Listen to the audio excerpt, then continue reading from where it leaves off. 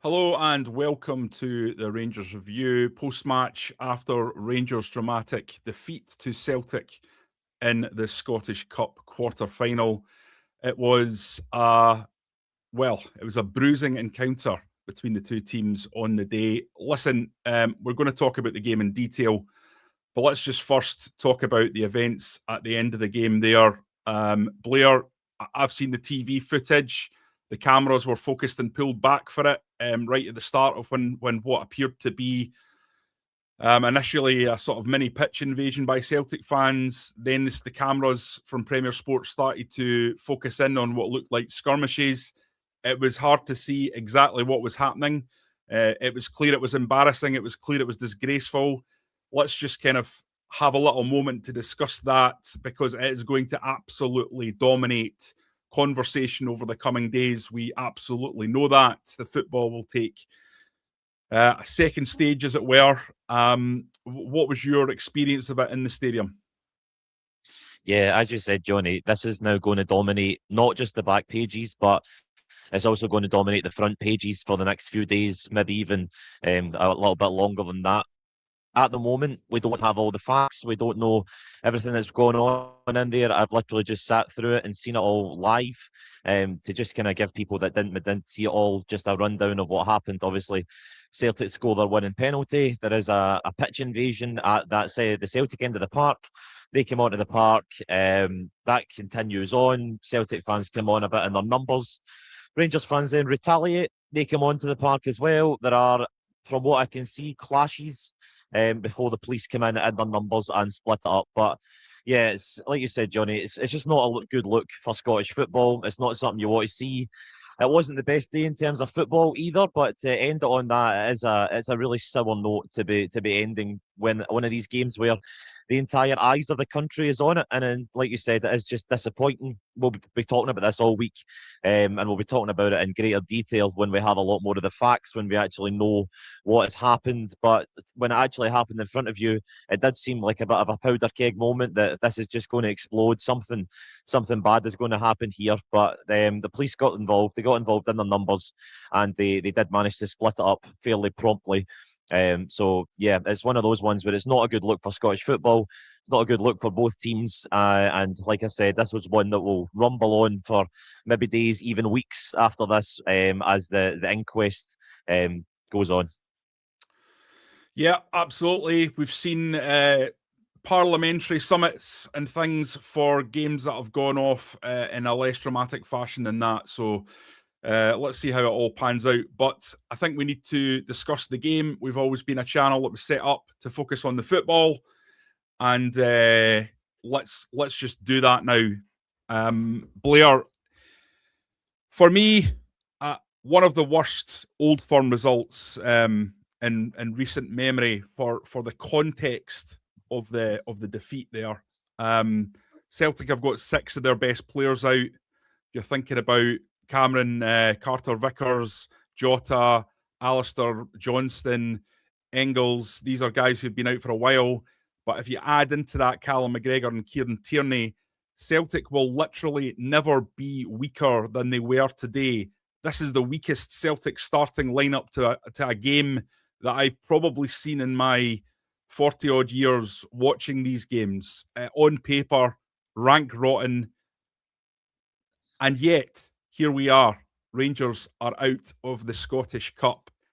£50 million roughly spend on this team in the summer. There has been a lot of money splashed out again in the January window. It's definitely improved it. But dearie me, just where is the quality in the final third for Rangers?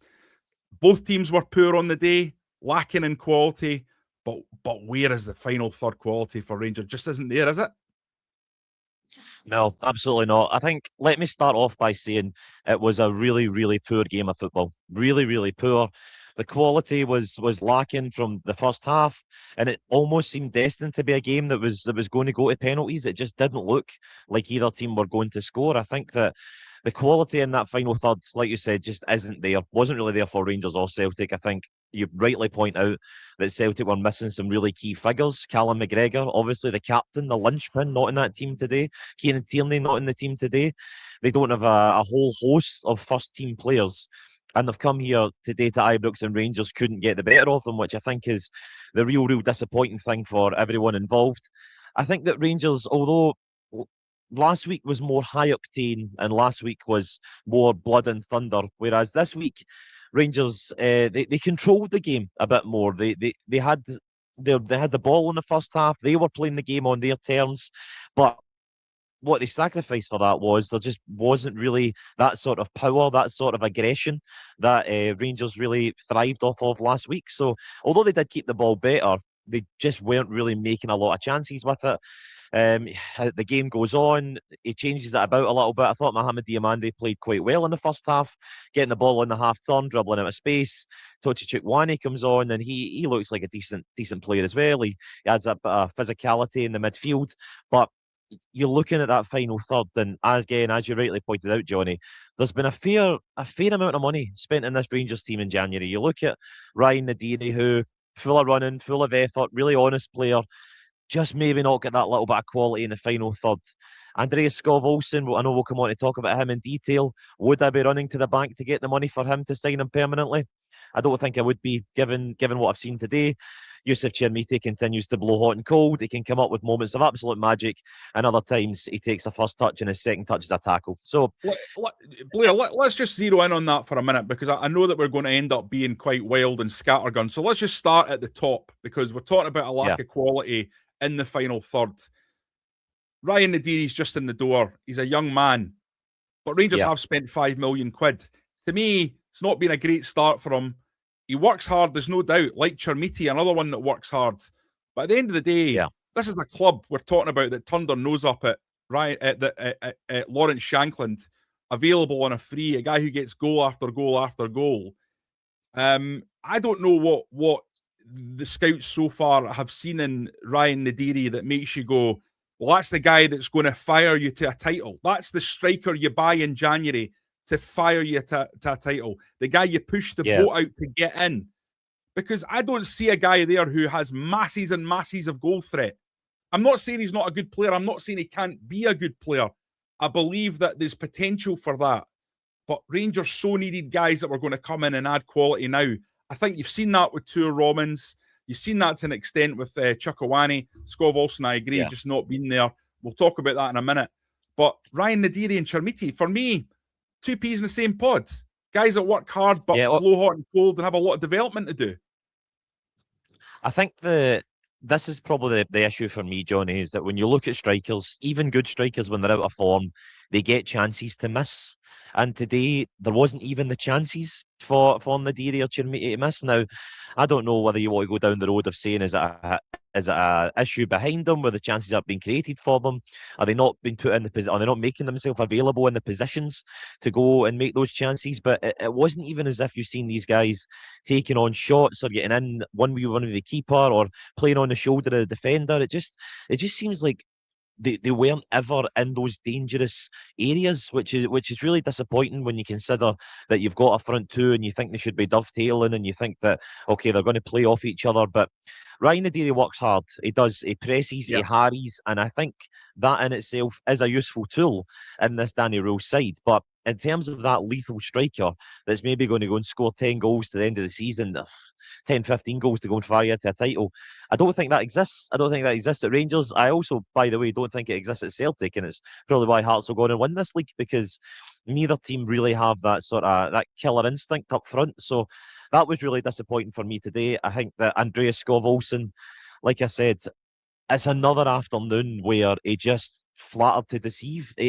He's been Josh has been talking about this in the week. He's been a 6-7 out of 10, and fine, maybe he has been a 6-7 out of 10 where he's been getting assists. He's been playing positionally quite well for Danny Rule, but Andreas Skov Olsen was sold to the Rangers fans as this is going to be the difference maker.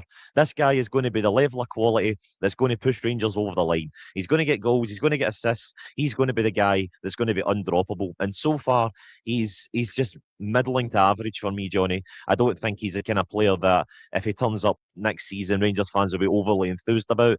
I think the best comparison can make is that you offered Rangers fans Václav Černý or Andreas Skov Olsen. They're taking Václav Černý every single day of the week. Yeah, I agree. Czerny was a guy that we could talk about till the cows come home. I don't quite understand why that wasn't done. I think sometimes you just have to spend the money and get players in that kind of affect games. To me, I scratch my head at the way I see it is it's kind of the system coaches' desire to have guys that will just implement ideologies, implement instructions when they're not deadly. If you're a striker, to me, that's a major, major problem. Just because you follow instructions and you work hard, if you're not deadly, I just don't get it, and I'm never going to buy into that. But anyway, listen, I think there's flaws throughout this team and throughout this game. I thought Mikey Moore had a decent game. I thought Chukwueze, when he came on, had a decent game. As you said, Diamande, for the period that he was in, looked good. Giga and Fernandez, both flawless. Sterling, very good again. But when you create chances, and Rangers, to be fair though, they had maybe the chance that comes to mind as being the one gilt-edged chance was the one that fell to Chermiti, and he's got an opportunity and it's blocked. The edge of the box. I must say, Johnny, as far as Mikey Moore goes, I thought he was Rangers' most aggressive threat when he was on the park. Now, I do get that he probably tired a bit. I get that he was maybe about to run out of legs or he could kind of preempt that coming. But I was very surprised at the time that he took Mikey Moore off. Very surprised because he's just so far above everybody else that you just back him to make something happen. You just back him to go and have that little moment of quality. And Nadim Barami is a reasonable player in terms of technical ability and keeping the ball. He can do that pretty well. But what he doesn't have is any sort of speed on the turn. He doesn't have any of that sort of power and pace. And I think that that's what Rangers needed to try and exploit against Celtic this afternoon. I think that's what Mikey Moore has in spades. He has that turn of foot, that turn of pace, where he can really go and trouble Celtic. Barami came on and all right, he was tidy and he kept the ball, but it wasn't really offering any sort of threat. And I feel like the more that Rangers made changes, the lesser the threat came. Jedi Gisama came on. It's one of those ones. He's a very frustrating player, Johnny. Jedi Gisama. See the amount of times that he beats a man and then beats him again and then tries to beat him again, and that will come with experience. That will maybe come by a little bit of coaching. But he's the kind of player where you go, you've got the ability, just put the ball in the box earlier, or go and have a shot on, or you don't need to beat the man 3 times and then try and do it. So that slowed it up again for Rangers. That kind of took the sting out of the attacks. But yeah, I think the problem was definitely up front because at the back, Nasser Giga actually looked very composed. He looked very, very calm. Not the Nasser Giga that we've seen earlier in the season where you thought, oh, he's got a mistake in him. But him and Big Fernandez actually looked like they have a good partnership together. They understand each other's game. John Souttar came on, and all of a sudden, you felt the tide turn in the Rangers support. You felt the nerves come back in. You felt that nervous energy as soon as John Souttar came back on the park. So that's obviously a decision for Daniel to make in the next couple of weeks. Is Nasser Giga going to retain his place in the team? I personally think so. I think he should still be there. I think Joe Romans has also been impressive. He played, again, probably a 7 out of 10 today. Was fairly solid. Same with Dujon Sterling, but it's just those big players that can really, really kill a game and win a game for you that Rangers were lacking today. And I think when you look at it objectively in the cold light of day and you look at the amount of players that Celtic had out, these 2 games over the last 2 weeks feel like massive missed opportunities, absolutely massive missed opportunities to go and really, really set the end of this season up on a high. And now the questions will be asked for the coming weeks, the coming months. Where do Rangers find themselves? They're obviously still in a title race, but they can't afford any more slip-ups in that. They're now out of the Scottish Cup. That's another day that the fans aren't going to get. And you really just don't want this season to fizzle out. That's I think, every fan's worst nightmare. That we've seen it so many times before, Johnny, that we get to this end period of the season, and in May, Rangers fans have got nothing to play for, nothing to look forward to. And I just think everybody here will be hoping that's not the case again. But let's talk about the system, because that's two games now, obviously, against Celtic that we've watched, where the vast majority were played with this 4-2-2-2. I look at it and I have to say, I remain unconvinced. This is essentially a long ball system. Now, you know very well from having spoken to me many times, I don't mind a bit of up and at 'em. In fact, I think in Scottish football, you need a bit of that. But I just wonder about the level of control you get with this basketball formation, is effectively how it ends up being. Now, Rangers did have a level of control in that game to an extent, but we have to put that into context of just how poor that Celtic team is. Now, if you put Carter Vickers and Engels and all those guys that I've already mentioned back in, you think you're going to have that level of control playing that kind of football?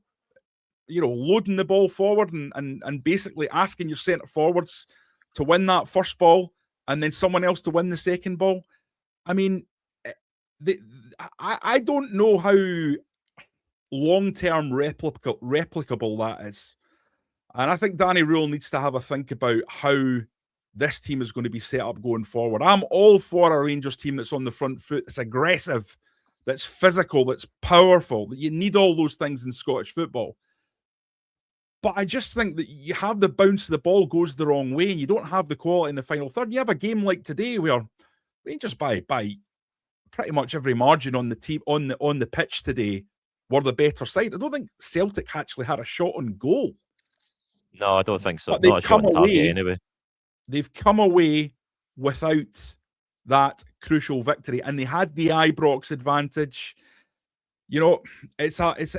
It's one of those ones. I think maybe you need to think about going back to the drawing board. What's your take? Yeah, it's an interesting one because it almost seems like when the game is less controlled, Rangers look more threatening, if that makes sense. It's almost as if like when the game gets a bit more stretched and a bit more fast paced and a bit more high tempoed, that Rangers then look at their most dangerous. It's almost Yusuf Chermiti encapsulate. He plays on instinct. He does his best work when he doesn't really have time to think about it. But back and then they slow the game down. This is not to confuse with what we said last week when Rangers did need to slow the game down at 2-0. But even today, when it was 0-0 and they slowed the game down and they had control of the tempo and they were dictating the pace of the game, they couldn't quite speed it up and couldn't quite have those moments. I think in this system, I think you need a natural goal scorer because I don't think that Yusuf Chermiti is necessarily the one that's going to go out there and score, put your house on him scoring every week, because like I said, he has moments of brilliance and then other moments you just look at him and you're baffled sometimes. So I think that if this is something that Danny Rule wants to go with, then I definitely think that he has to invest in another striker that's going to guarantee goals. I know Ryan Nadiri was maybe brought in to be that guy, but obviously that's not working out. And you can blame the system to an extent, but I also do think that there is individuals in there that if they're not performing, then it doesn't really matter how they're lined up on the park. If they're not getting what you should get out of them, then it's really hard for the manager to combat that. I talk about Scott Olsen. I think that Danny Rose probably brought him thinking, okay, he's going to be the difference maker in this system. This system will work for a guy like that who can play in that sort of twin 10 with an overlapping fullback. Him and Mikey Moore can sort of run the game in an attacking sense from just that sort of inverted winger. But when you compare what Mikey Moore does in the park to what Scott Olsen does in the park, it's night and day. It's night and day, Johnny. Mikey Moore can run this game on his own, and he's looking like the best player on the park. He's looking like the only chance creator. And I don't want to say anonymous, but it wasn't far off it from Scott Olsen again today. Do you know what, though, Blair? I don't want to get too carried away on Mikey Moore, because I think he's got a bit of the Ryan Kent about him, whereby he gets involved. He's got a brilliant ability to glide past a player, but I'm not sure we're seeing enough cutting edge from Mikey Moore. I'll be honest. Goals and assists, not terrific, not outstanding. I think he was the best Rangers player in the forward area, no doubt about it today, and he doesn't deserve the criticism that's going to go the way of the other players. But I still think Rangers need more from a player with the quality Mikey Moore has. Now, listen, he's 18 years old. So I was going to say you're caveating that by saying, yeah, he's 18. So what you're getting right now from an 18-year-old, I kind of think it's probably par for the course in terms of what you'd be expecting for an 18-year-old. I just think if you'd players with Mikey Moore's ability around about him, Rangers Yeah, would be in such a better place. But obviously, that's all ifs, buts, and maybes because Rangers probably can't afford a full team of Mikey Moores, indeed. But Listen, I'm there going to is bring in times. some comments here, Blair. I'm going to bring in some Yeah, comments. by the way. Here's one. That is Rangers at their absolute best and Celtic at their absolute worst. I don't disagree with that. Everything was set up for Rangers to succeed and they fell at every opportunity. The league will be all but over soon. That's very negative, but hard to see, hard to argue with at this stage. And then another one here. We need more from the key creative outlets. Until Tavernier came on in 90 minutes, we barely managed a good cross for a tap in. I have to say that the one thing I think Tavernier still retains, and he's lost a lot of his qualities, is there's no doubt about that. And I mean, I've been a defender of his, but he still retains that ability to put in a decent ball. And you saw that a few times when he came on. And I think that's just what's lacking ultimately. You remember when Tavernier was at his peak and Barisic was at his peak on the other side, the quality of ball into the box that Rangers had in those days was absolutely magnificent. And I just think like these boys, they work hard, they try hard, bunch of good lads. But is the quality actually there? Is that maybe just the problem, Blair? Maybe just not enough good players? Yeah, maybe just not good enough. That could be it. That could be it. Maybe just not good enough to get over the line. It's a hard one, Johnny, because again, like you said, Rangers control a lot of that game without really making a whole lot happen. It's a really poor game of football across 90 minutes. Obviously, whoever wins the penalty shootout has control of the narrative, and the fans are going home. Celtic are still in the title race themselves. They're obviously really fancy themselves now for the Scottish Cup, and they had half a team out today. So they have played terribly this afternoon, but no one will care because they're through. Whereas Rangers played better. Again, not played, I wouldn't say played particularly great, but they did play better. But they've lost. And that ultimately is the name of the game. And you need to be able to get it over the line. And we spoke a lot about mentality. We spoke a lot about stuff like that. I don't really think that was the issue today because I don't think Rangers really folded at any point. I just think they just didn't have that ability in the final third, which is galling because of the amount of money that's being spent. Because football fans always equate the amount of money to quality, but we are kind of living in a post transfer fee truth era, if you will, where transfer fees don't really mean anything anymore. They're only people are only as much as somebody is willing to pay for them, and I don't think that any particular amount of money will guarantee you goals at any stage. So they obviously gambled in January, thinking that these players were going to be the difference makers and going to get them over the line. And I think that in Chukwani and Romans especially, you've got guys who looking forward to next year, you go, all right, yeah, they can be guys you can build the team around, but it's there is a lack of quality, especially in those pivotal moments that you really think that could be the difference maker. Jeddy Gassama, for example, that, like I said, the amount of times where he went back on himself and tried to beat a man 2 or 3 times, where you're just thinking a better player just puts the cross in first time. Chukwani, I think a lot of times today, you've seen he got the ball and he just wanted to play it forward. He just wanted to get the pass. Whereas I look at Nico Raskin, and I know Nico Raskin is well thought of amongst the Rangers support, but there's so many times today where he was taking the ball and the game was slow. He wasn't quite. He It's was poor almost though today. he He was did. poor. It's almost as if he didn't back himself to play that pass, to play the killer pass, and instead he just turned and laid it off to the side, or he put it out wide. And you're thinking, you're one of the two midfielders. Go on, try and cut the defence apart with a ball. But yeah, it just seemed that a lack of quality at pivotal moments, to be honest, Johnny. And the frustrating thing is, there was a lack of quality on both sides. I don't think Rangers came here and, like I said, they weren't outplayed by Celtic in any regards. But the fact that they've done that, they've played better than Celtic, and they've still come away with a loss, is the part where you need to start going, well, how do Rangers change this? How do they change the narrative? How do they flip the script? Because in so many years gone by, Yeah. apart from the 55 season, it seems as though it's history repeating itself a lot of the time. Well, that's a great point. You mentioned the 55 season. What was the difference there? What happened that season? Well, remember, there was all sorts of chat before the start of that season that Alfredo Morelos would go. What did Steven Gerrard do? He said, not only is he not going, not only are we refusing the big money for him, I'm going to go out there and buy not one extra striker, but two. So you had Morelos, you had Roof, and you had a guy, the Swiss guy, sorry, whose name has escaped me now. You had Cedric Itten. Cedric Itten, that's the Yep. other one. And you Yes. had And Jermaine Defoe. Jermaine Defoe, right? Yep. So it was Defoe and Morelos, and then those two players were added. That was an incredible amount of firepower under the disposal of the manager at that point. And quality firepower at any point for any type of game. You had a solution. And actually, at the start of that season, I have to be honest with you, I thought Rangers had one striker too many. You know what the lesson of that season was? You can't have one striker too many. You can't have players, too many players that score goals. And this team is a mile off having enough.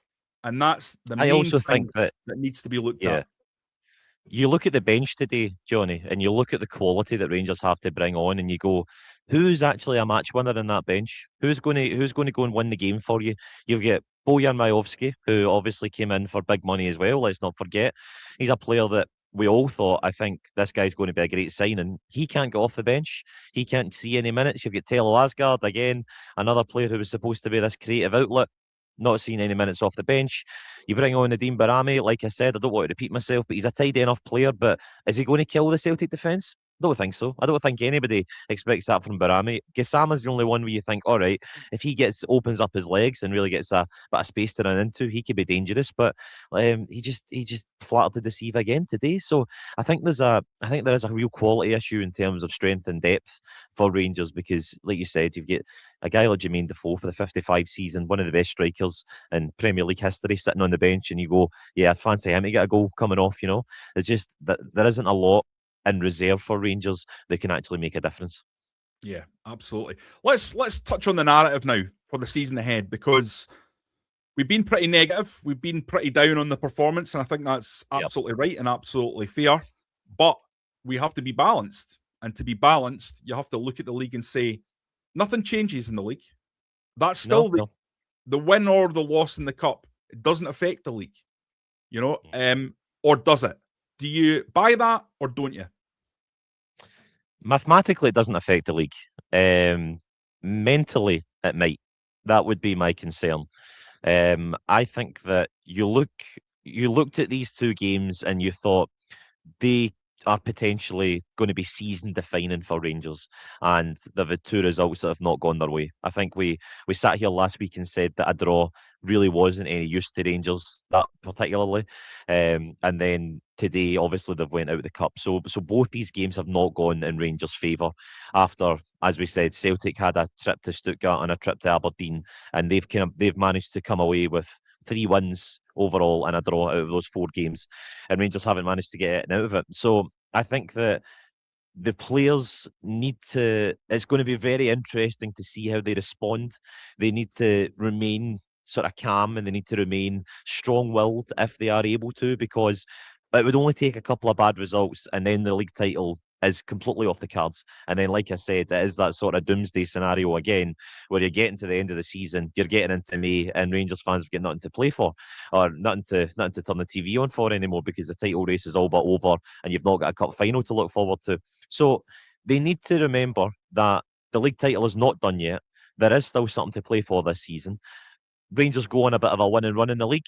Who knows? Anything could happen. This could still be an incredible season if these players are able to do that. Do they have that in them? Will the 50,000, 55,000 who are sitting, the 30,000 of Rangers fans that were in here today, and then all the Rangers fans watching on at home, do they believe that these players can do that? I don't know. I don't think there's a lot of belief amongst the fans for this team that they can go on and do this. I could be proved wrong. The players are the ones who can go and do that. They can go and start winning games in the league. They can go on as I touched on last week, Johnny, a Walter Smith-esque run to the end of the season. But what I've seen in these 2 games against Celtic, the evidence is not particularly there that Rangers can go on and actually show that mettle to go and potentially lift this title, which would involve going to Tynecastle and winning, going to Celtic Park and winning, beating Motherwell. Are they going to do that? I don't know. Yeah. I mean, look, teams get motoring in February. That's when Alex Ferguson's squeaky bum time starts to really pinch. And you look at Rangers results in February, go right back to the start, a 1-1 draw, a 0-0 draw with Hibs, a 1-1 draw with Motherwell, a 2-2 draw with Livingston, a 2-2 draw with Celtic, and now another draw that is ultimately a defeat because of penalties. Rangers are not showing that attacking edge you need to grab games by the scruff of the neck and take titles down. That is the ultimate problem here. I think this was highlighted time and again about this team, about the quality of strikers, about the need for a match winner, someone decisive. And ultimately, the club chose to go and get Ryan Nadiri, who might well become a very, very good player. But I don't think, for me, he looks like a guy who is right now going to be the guy that takes you over the line. The club made a similar error a couple of years back when they had the opportunity to go out and sign a striker in the January to turbocharge their ability to go and claim a title, and they signed the young lad Silva from Wolves on loan, and it didn't turn out well because Rangers requires personality as well as quality, and I think that's where at the moment they're a bit lacking in experience, a little bit lacking in personality. In terms of the league, listen, it's all there for them to go and take, but they have a lot of work to do, don't they?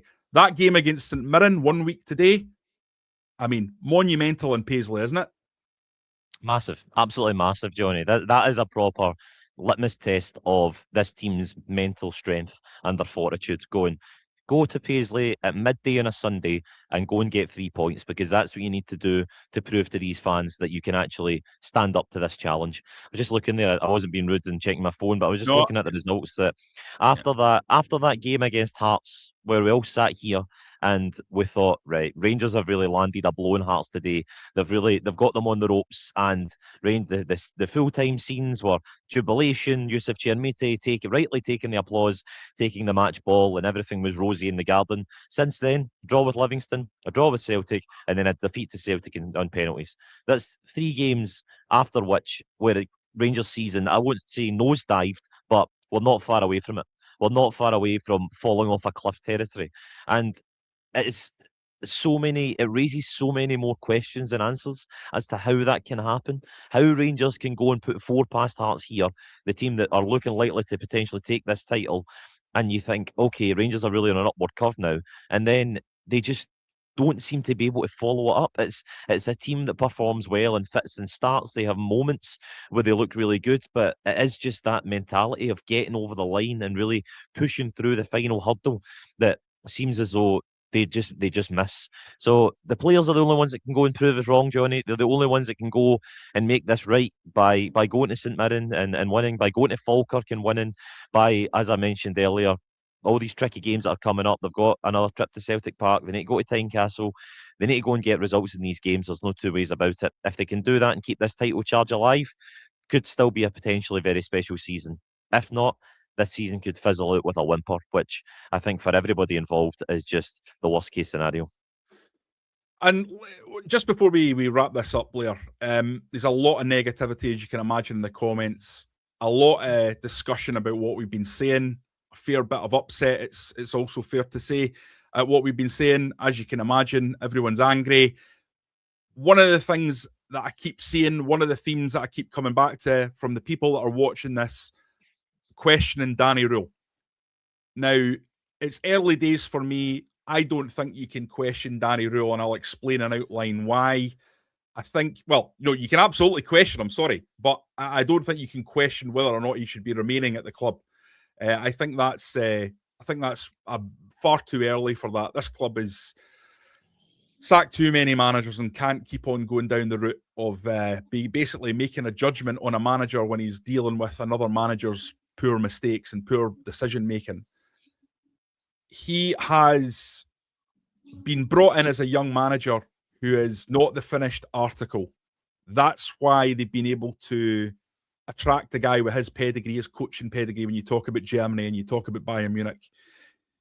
Now, he's going to make mistakes. He's going to have periods where he looks a little bit shaky in terms of his hand on the tiller, because he's not like a Walter Smith figure who's got tens of years of experience to kind of fall back on in any given situation.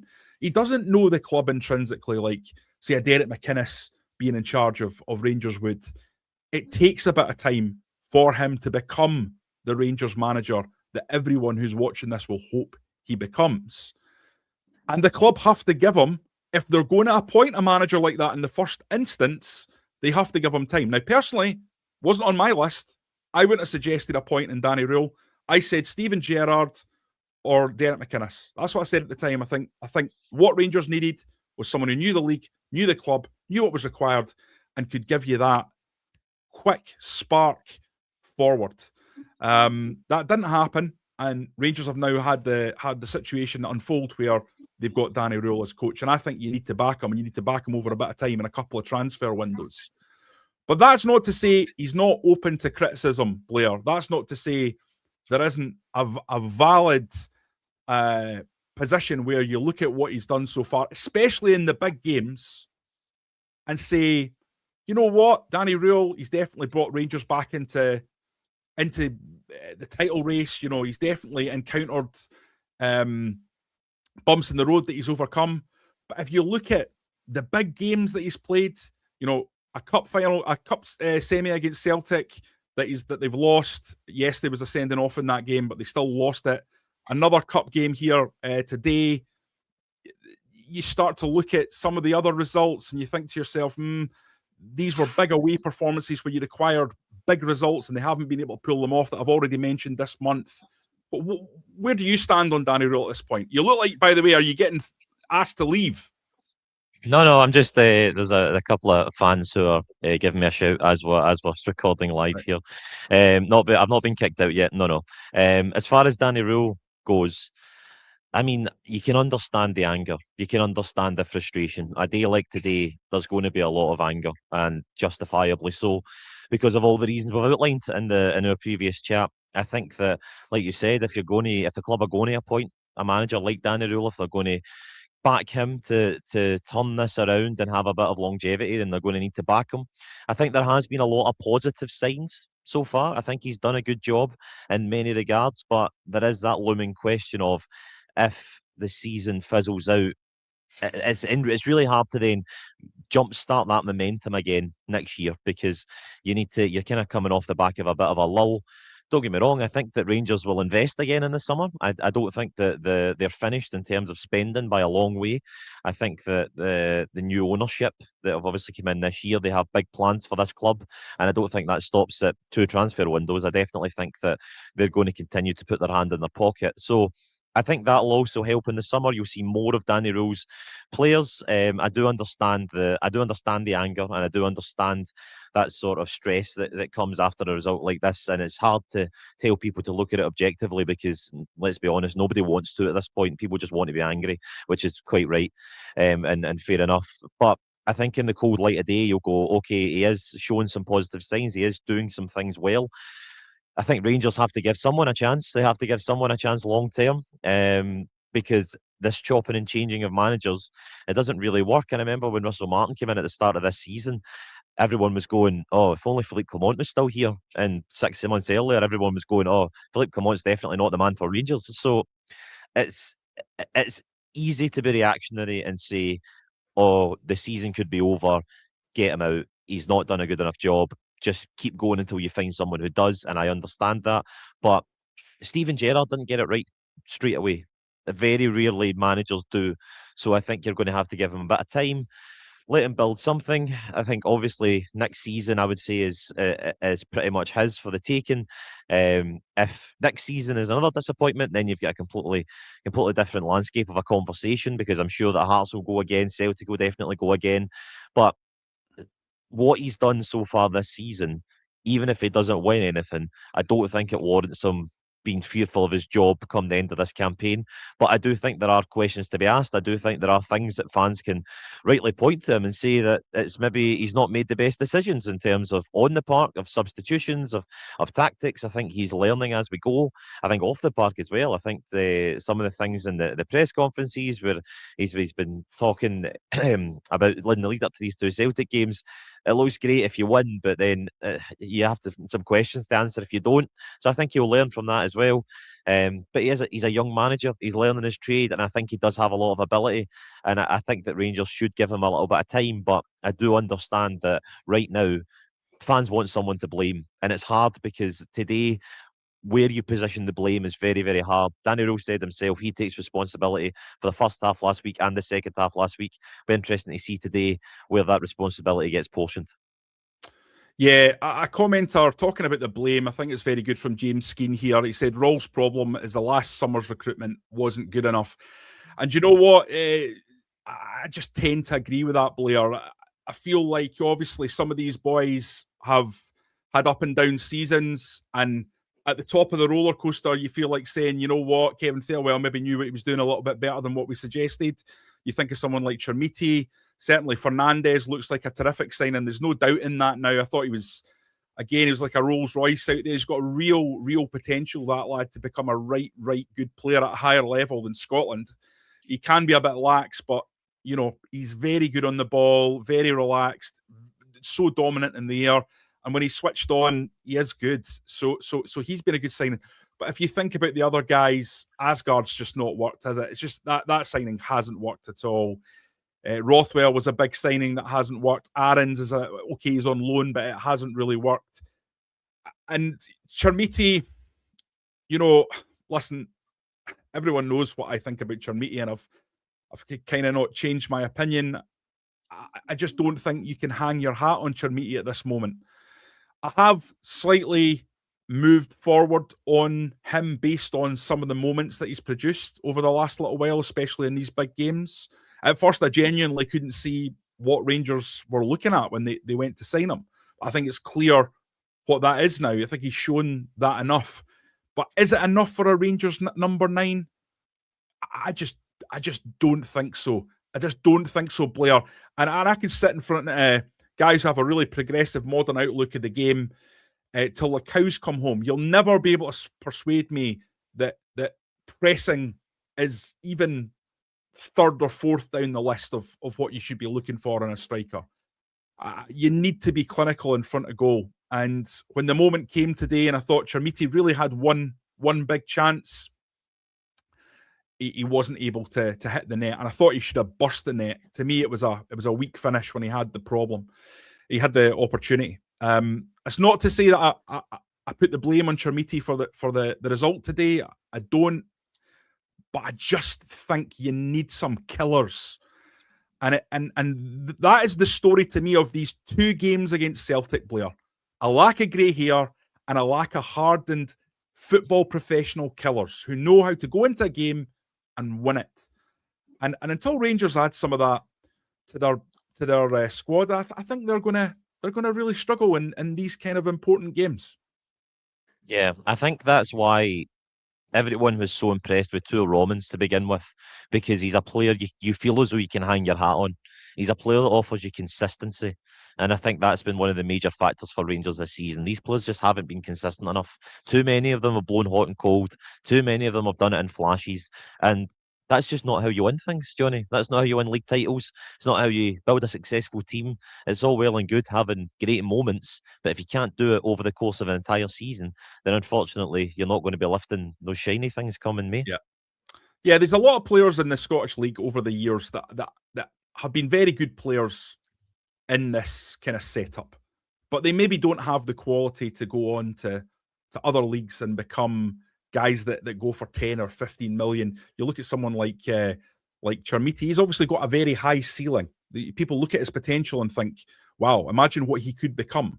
And these guys that would do a job for Rangers that maybe don't have that, but they would give you a level of stability of performance in games where you need to just get over the line and understand that is partially about what this club is about. It's not even partially, it's largely. I just think there's too many guys in this team right at this moment, Blair. Too many guys that are here to develop into players in future. And that might bring in a lot of money. That might be part of the plan, might be part of the strategy for the Americans, that you turn a 5 million player into a 30 million pound player. You turn a 9 million pound player into a 40 million pound player. But the whole thing will only work when Rangers are winning. If they don't win, you continue to see days like this, and eventually the whole thing becomes very, very challenging. I think ultimately they need to be more switched on to that when it comes to the summer. Now, I think, and you're right to highlight about Tour Romans, I think they were more switched on to that in terms of what they brought in the winter window. But to get back to what James Skeen said in the comment, I think it's the summer window that is still causing Rangers a lot of these problems. And it's only so many problems that you can fix in a winter window. Listen, Blair, I know you've been on now for 45 minutes sitting in the cold and you'll be desperate to get in and help with the various things that need to be getting done. So I'm going to let you call it a day there. We are going to have so much to talk about, I think, in the week ahead. So much to chew over and pick apart and analyse. So let's call it a day there and then we can catch up. Guys, we do have tickets for the Rangers Revolute live show, which is coming up at New Edmiston House on the 10th of April. So if you fancy coming along to that, there is a link to buy tickets in the comments. Hopefully be a very, very good night of entertainment. But we will have tons here on this channel in the coming days. So keep an eye out for what's coming. There will be plenty. Until next time, thanks for watching, and we will see you very,